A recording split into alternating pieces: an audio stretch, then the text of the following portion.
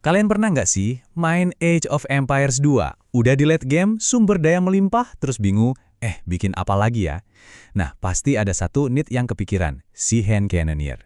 Unit ini tuh kayak teka-teki, bisa jadi kunci kemenangan, tapi bisa juga cuma buang-buang sumber daya. Hari ini kita bakal bongkar tuntas unit yang satu ini.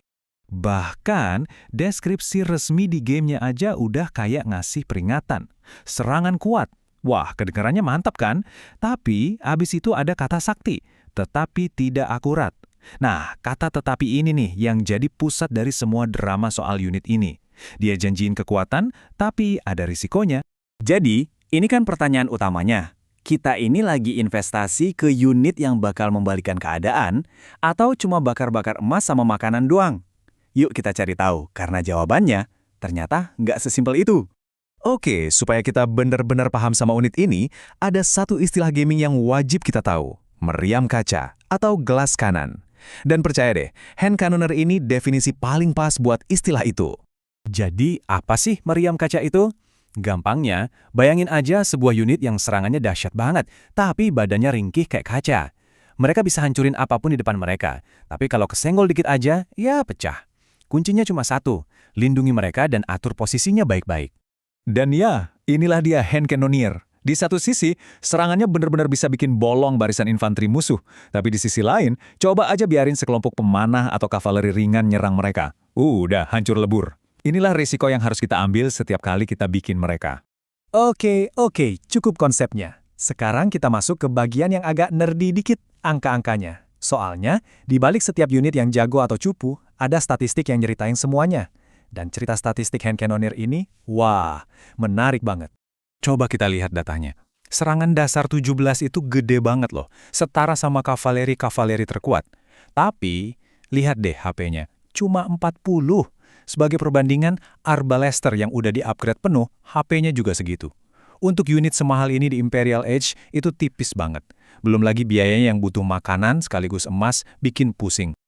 Eits, tapi tunggu dulu. Kekuatan aslinya bukan cuma di angka 17 itu. Rahasianya di sini nih. Bonus serangan kali plus 10 kalau lawan infanteri.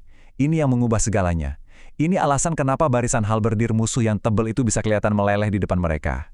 Jadi mereka tuh bukan sekedar penembak biasa. Mereka itu spesialis pembasmi infanteri. Dan balik lagi ke soal biaya.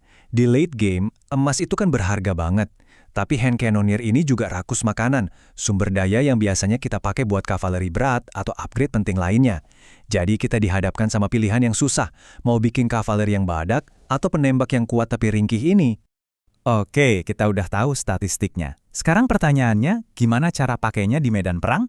Gimana caranya biar kekuatan mereka maksimal? Dan yang paling penting, gimana caranya biar mereka nggak mati konyol?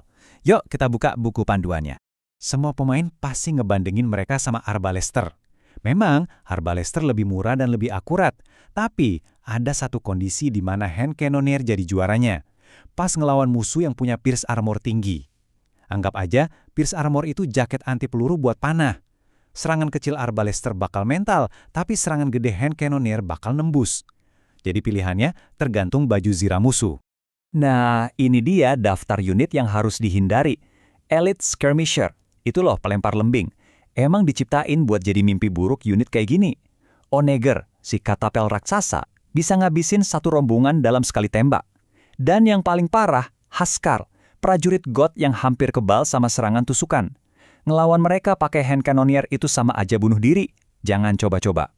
Jadi gimana skenario idealnya? Simpel banget. Pertama, taruh mereka di belakang unit yang lebih tebal, kayak halberdier atau champion, jadiin tameng hidup. Kedua, arahin tembakan mereka ke gerombolan infanteri musuh. Ketiga, tinggal nonton aja garis depan musuh lenyap seketika. Itulah tugas mereka.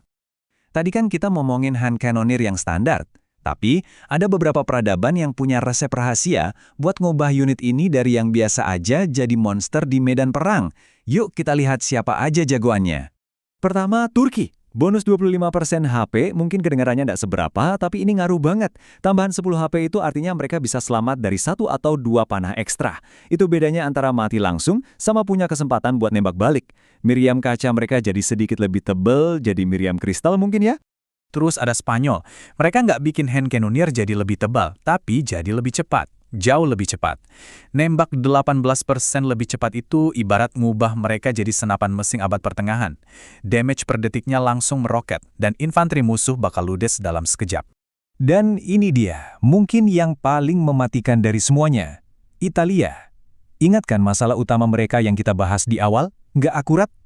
Nah, teknologi piroteknia dari Italia ini hampir ngilangin total masalah itu. Dengan akurasi 90%, hampir semua tembakan pasti kena. Ini bukan lagi untung-untungan, ini udah kepastian. Mereka berubah jadi penembak jitu yang super sadis. Sekarang, setelah kita lihat betapa kuatnya mereka, ada satu fakta yang mungkin bakal bikin kalian kaget. Unit ini, dulunya, sampah. Beneran, salah satu unit terburuk di game. Kisah kebangkitan mereka ini jadi pelajaran menarik soal evolusi sebuah game. Coba lihat perjalanannya. Awalnya, HP mereka cuma 35 dan akurasinya 55%. Bayangin, hampir setengah tembakan mereka meleset.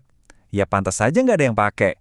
Tapi lihat, gimana developer game pelan-pelan nyempurnain mereka. Sedikit demi sedikit, patch demi patch, sampai akhirnya jadi unit yang kita kenal sekarang. Dan kutipan dari komunitas ini ngejelasin semuanya.